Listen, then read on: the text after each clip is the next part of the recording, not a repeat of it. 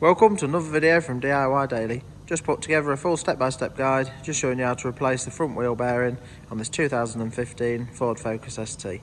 Now you can see we're using a 2-poster ramp. It does make the job a little bit easier, but it's not too bad to do without. If I wasn't using a ramp, all I'd do is just jack it up quite high on the driver's side here, just to give us a decent bit of access round all the front hub area. We've got a new wheel bearing. The bearing comes, it has, does have an ABS magnetic ring on one side of it, so you need to be careful with that. With the bearing, get a new circlip, a new nut. I've just got a new ABS sensor as well, just in case we have any issues with that. So, but if you check out the links in the description below, I'll put links to all the parts that we've used, all the tools, and I'll list all the torque settings as well in there.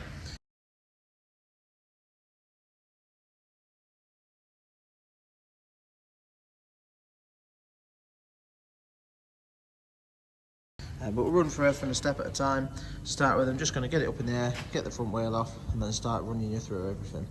If you haven't already subscribed to the channel, just click on the red subscribe button below to make sure you don't miss out on any future content. So we've just got a 19mm socket for the wheel nuts, and we've got the locking wheel nut tool as well.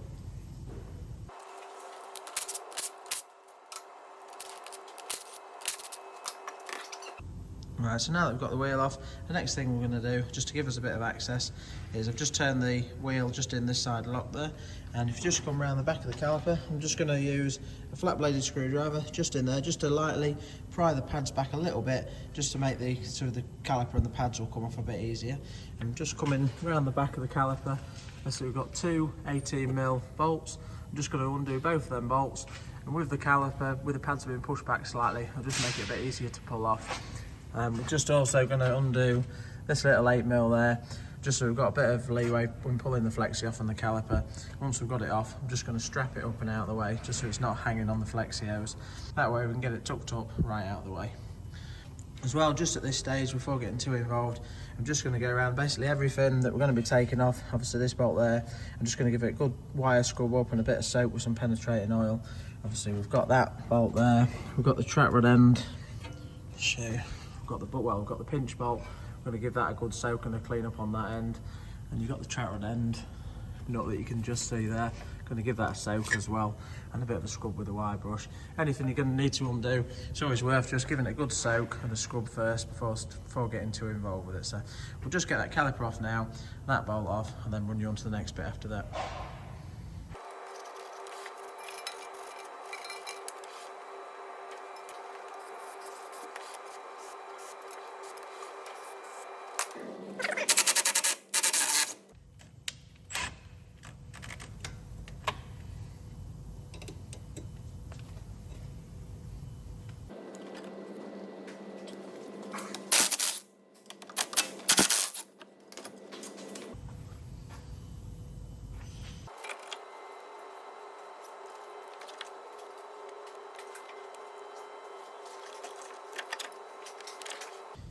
Right, so now that we've got the caliper and carrier all off as one, just strap that up the top there.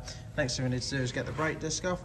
Now, don't have disc screws on this. You might find that you just need to give it a decent few taps with a hammer just on this sort of bit. If you just knock it inwards, you just tend to crack it off. It's just sometimes they just sort of rust on a little bit. So give them a few knocks and she'll be able to get the disc off. I did also, with the WD-40, give it a good soak round here as well, and just around the top pinch bolt. It's just once we get to the stage, we're going to need to knock the hub down off the shocker there, and the same again with the bottom one as well. Once we've got the lower pinch bolt out, we're just going to need to get the ball joint out, so it's always worth just giving it a bit of a soak around there, just to help it a little bit. Next thing we're going to do is just take this ABS sensor connector off. It's quite straightforward. All you need to do with that is just pinch the little clip connector in there, a little clip, and you should be able to pull the connector off.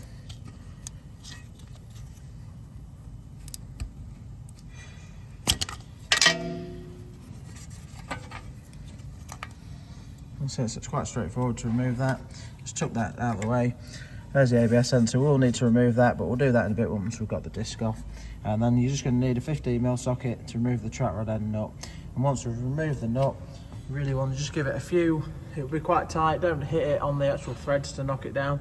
Give it a few quite firm sort of knocks on the edge of the hub there, and it should just crack it off and the track rod end will drop down. So we'll get the disc off as well. And I'll just show you, but once we've got the disc off, the back plate behind it, that will have a couple of bolts in there. We'll take them off to get that out of the way as well. So just whiz through them bits now and then move you on to the next step.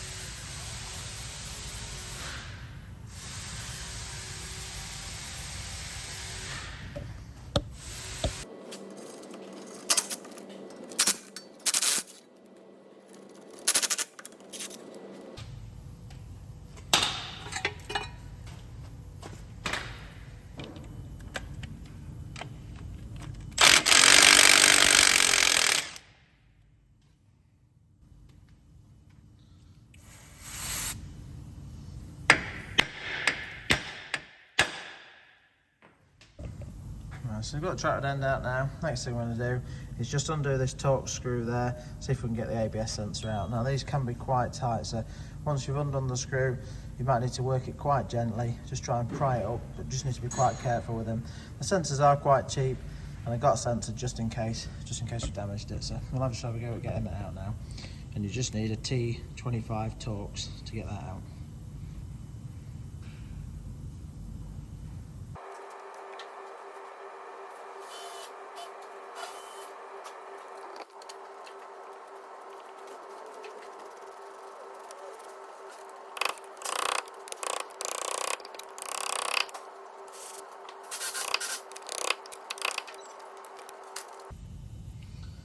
So that salvaged the ABS sensor, managed to get that out, not too bad. A couple of gentle knocks with the screwdriver just to sort of get underneath it and just lightly lift it up and just keep working it a little bit. So just put that aside for now.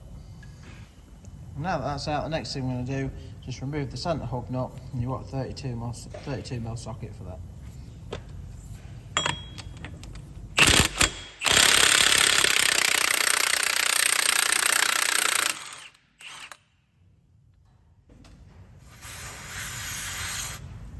So with the centre hub nut undone, just before I undo anything else now, I'm just going to give it a couple of taps. Now if you haven't got a copper hammer, a soft hammer, if you haven't got a copper hammer, you probably won't be putting the nut on. Just be really gentle with it. You don't want to be careful not to damage the end of it. But at least if you do put the nut on and just catch the edge, if you just pull the nut off, it'll just clean the threads a little bit. I'm just going to tap it with an hammer, just see if we can just crack it off so it's free.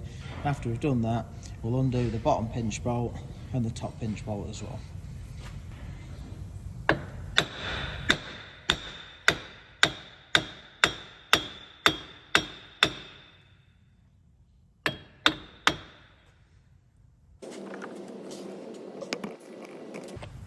I'm just going to 15mm socket for the top one.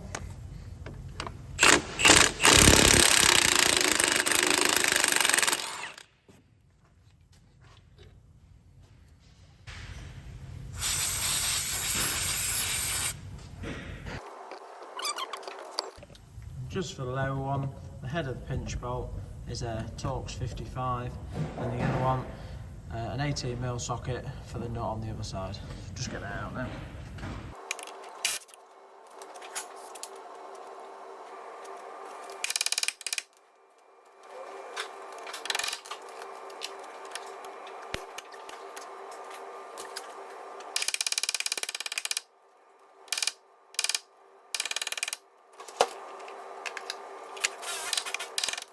So that's the bottom pinch bolt out.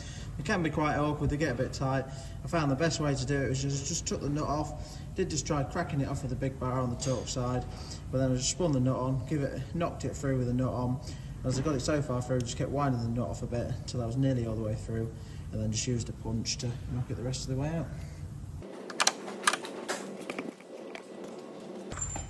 Alright, so next stage now, we're ready to get the ball joint out.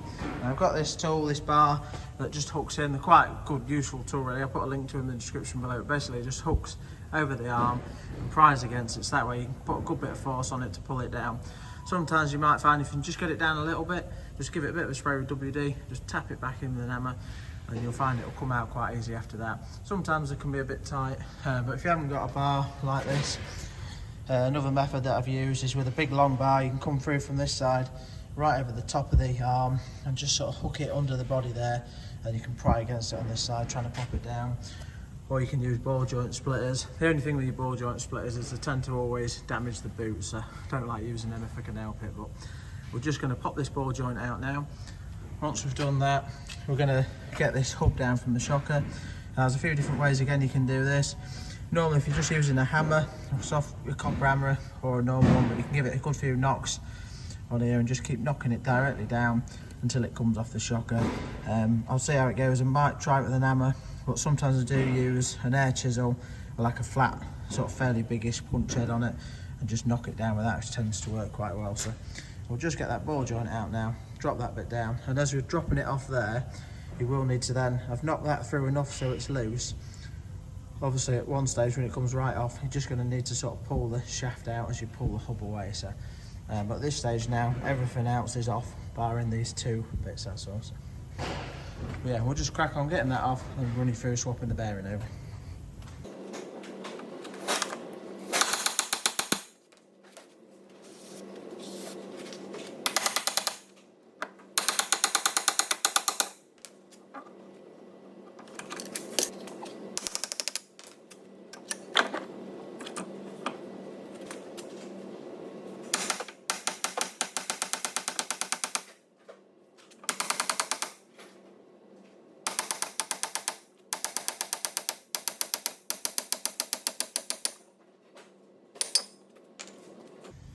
So that's the hub off now. I'm just going to go over to the bench and we'll just get ready to knock the bearing out and get it all swapped over. We'll just show you quickly as well. Don't need to worry too much about lining it up. Basically the cutout on the back of the hub has got a little locator on the shocker. I'll just show you that quick.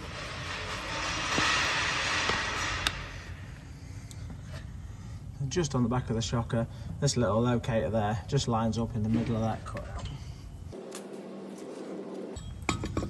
Just see on the back of the hub, the ABS sensor would have come through there, and this is the part of the magnetic ring on the back of the bearing that the ABS sensor reads off. We'll get it over to the bench now and get the centre hub flange out and then get the bearing out.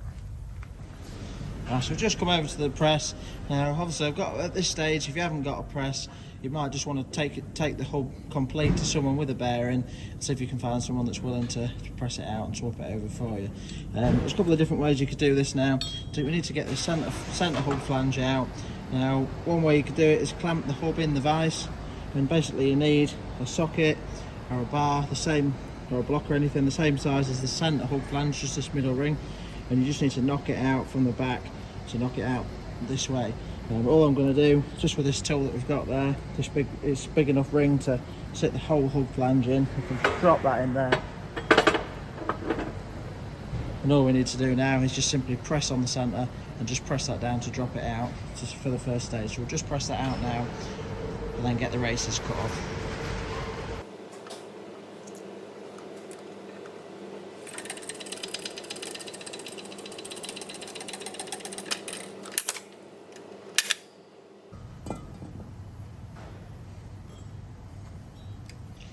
Right, so that's the centre hub flange out. Just at this stage now, the centre ring always stays on there. There's a couple of different ways you can do this. I've seen a few people sort of having it on like a spinning device where you can heat it up, get it hot enough and it'll drop off. But the way that most of us have to do it is just basically just going to use a grinder. I'm just going to cut through at a bit of an angle. You've got to be really careful not to catch the centre bit. You don't want to be damaging the centre bit of the hub flange here. And once you've got it so far through, you can then just crack it with a chisel, and as soon as it's released, you'll be able to get it off. So we're just going to get the other side of the bearing sorted first, then we'll prep this and get that done afterwards. So for this side of the bearing, flip it over now where we can see on the inside, obviously just knocking the hub flange out there. It has just sort of pressed some of this bit out, but you can just see, just get the light on it, the edge of the circlip there.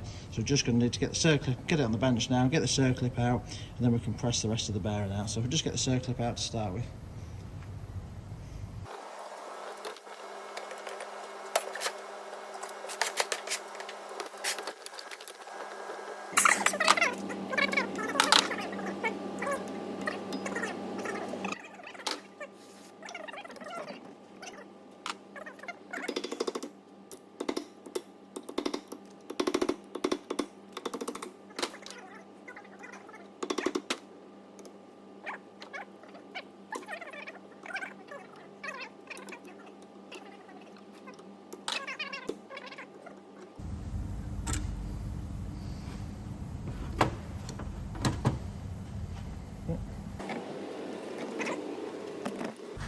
Right, so now that we've got the circlip out of the hub, we can now put it back in over to the press, and we can press it out from the back side of it, pressing it down.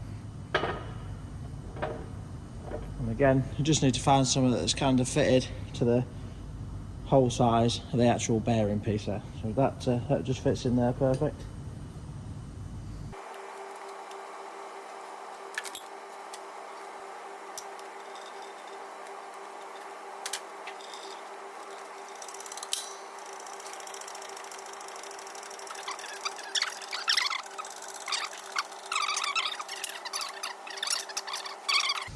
Right, so that's the bearing pressed out now. Now all we're going to do with this, you don't need to give it a mega good clean up, but I'm just going to give it a spray with WD-40 in there, just where the circlips spin, just give all that a bit of a clean out, and just give it a really light clean with a bit of emery cloth, that's all.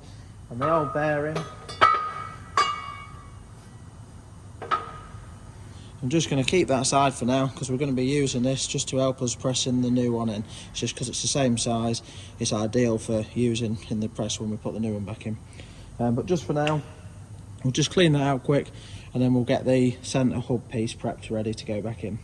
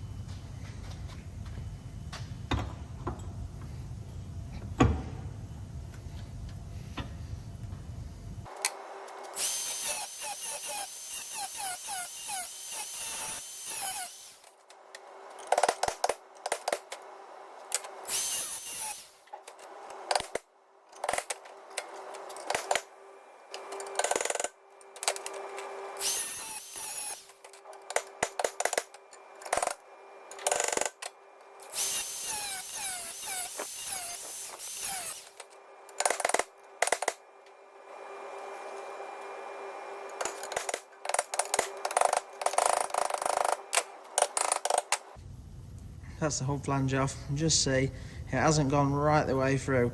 Basically I've just got it through enough so when you hit it with a chisel it just cracks it. There's a hairline crack in there, I can't just see it on the camera there, and basically that just releases it, and then you can just tap it off. So you can just see what you're aiming to do is not damage the hub flange at all. It's quite common when you're replacing bearings, if it's on one that's had one in the past, you will come across ones that have got little nick marks in them where someone's gone through a bit too far. A little nick's okay, but you really want to be trying your hardest to avoid damaging that at all. So, but again, with the hub there, you just need to give it a quick clean up with some emery cloth. You don't need to go too harsh on it, just a light clean up and a bit of a spray really, that's all.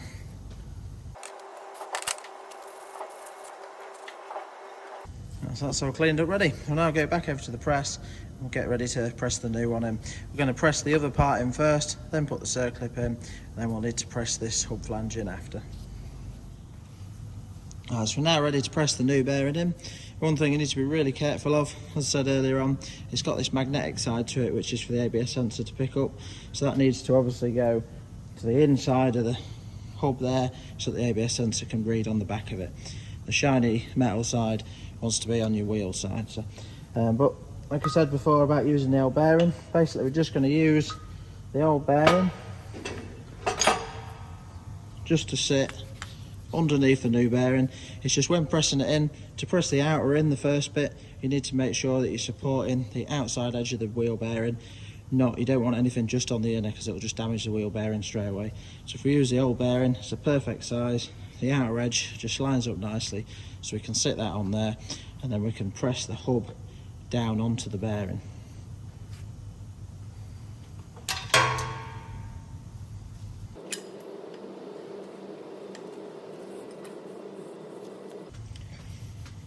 Just gently tap the bearing in, just nice and even, so you can see that it looks nice and square there, just to get it past the first step. Just literally giving it a really gentle knock on the outside, it's just to get it past the first bit where the circlip goes, that's all.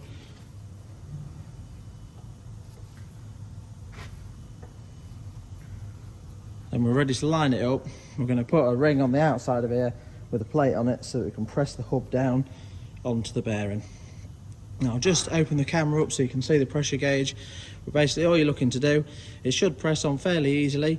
We'll watch it go all the way down. You'll know, you can you'll know by feel with a press when it's maxed out anyway, but you'll probably just look to put a little bit of pressure on it and then knock it off at that. So I'll just set it up and get it pressed down and in.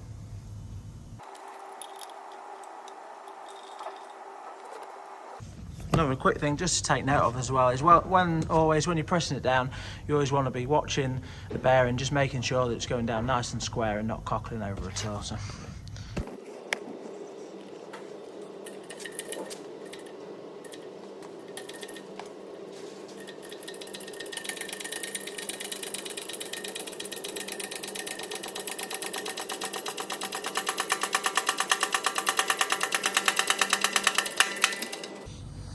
And just so you can feel it as it's popping down the last bit, and just sort of load it up now, or it's not going to take any more, then we can drop the pressure off.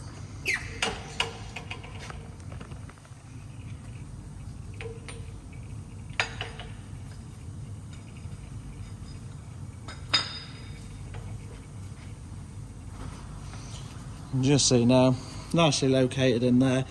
Just have a quick look at your ring, just make sure there's no damage to it. And then it's just ready to refit the circlip on the inside now before we put the outer piece back in. No circlip.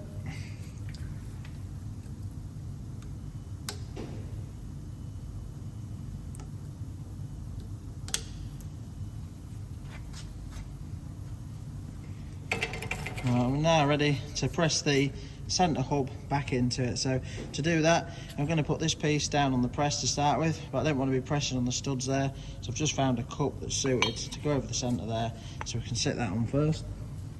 And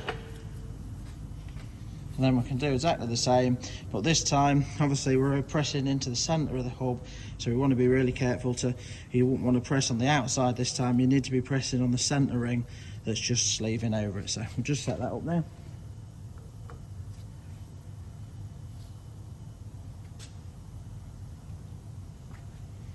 I've just found this piece now, which is the right size as the centre there. And again, when pressing this one in, you just want to make sure, just watch at the bottom there and just make sure that this isn't cockling over as you're pressing it down at all.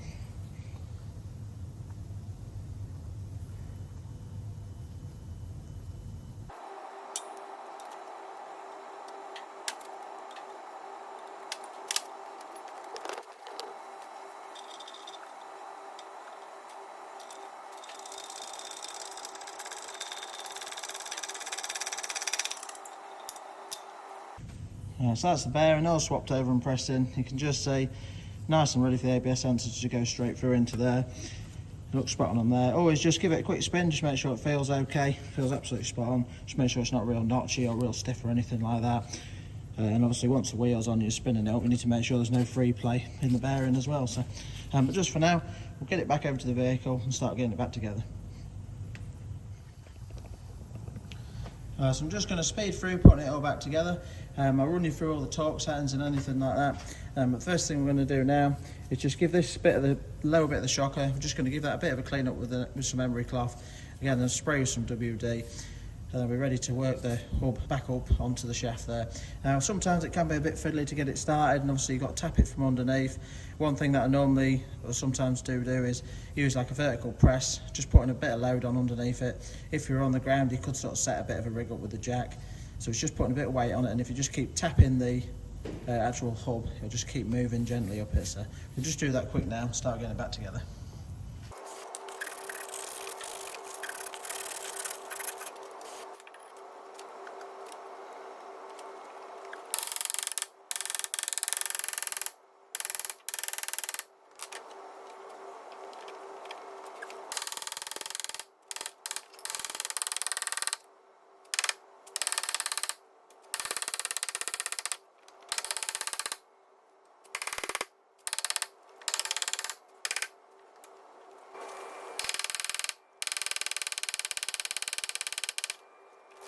Right, so we've got that in now. So it's a little bit awkward, a bit fiddly to get it on. I just use the vertical jack under there. Just because I'm doing it on my own, it's a bit tricky. But if there's a couple here, sometimes you find you can hold it out and someone can tap it on with an hammer. But just put the jack just underneath a few places. And you don't need to tap it really hard or anything like that. It's just simply, just put a bit of weight on it, and just as you tap it, you'll watch it just keep going up. And then obviously I've just lined up that little locator there, so now it's bang on in the same position. And you can just see, now that it's obviously up you can't see it, but you could just see the line where it sat before, but you'll just sort of notice it just comes up to a bit of a stop anyway. So but now that's on there, I'm just going to start rebuilding everything as we took it apart. I'll put the shaft in, pop the ball joint into place. I'll just nip everything up and I'll run through. I'll just overlay the torque settings for the bottom pinch bolt, the top pinch bolt, and the centre hub nut as well. I'm just going to be doing that up with a buzz gun, but I'll try and overlay the torque settings on the video, and if they're not on here, I'll put them in the description as well. So we'll just fly through this, get it quickly back together, and then just show you checking the play afterwards when we've got it back together.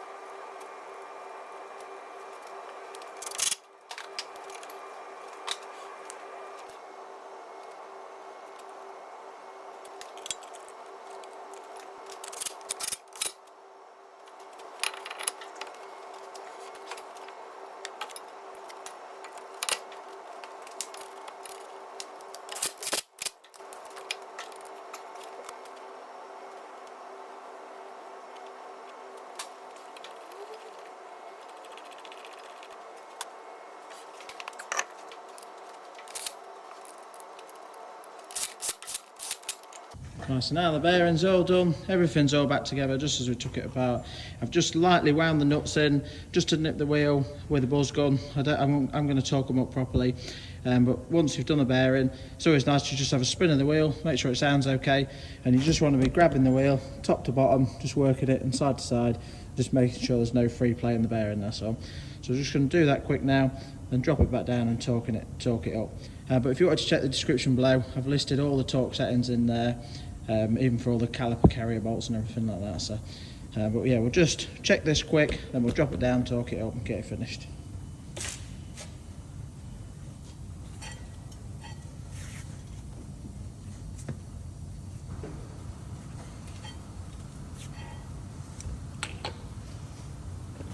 So that's absolutely spot on. It's not too uncommon once you push the pads back to hear a little bit of a brake noise, like a little scrape or anything like that. Obviously if you're a bit unsure about it, just double check it, but just with the pads back, I haven't pumped the pedal out yet, just to close the pads in, that's all. So, but we'll just drop this down, torque it up now, finish the job off.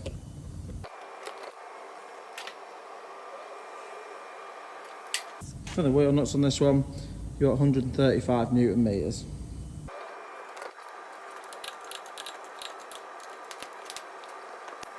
So that's the job all finished. Hope you all liked the video. If you did, don't forget to give it a quick thumbs up and subscribe to the channel. But thanks for watching. Don't forget to check out any of the other videos. And again, yeah, if you're interested in any of the parts or any of the tools used, just check the description below. There's loads of links in there to them all as well. But we'll see you in the next video.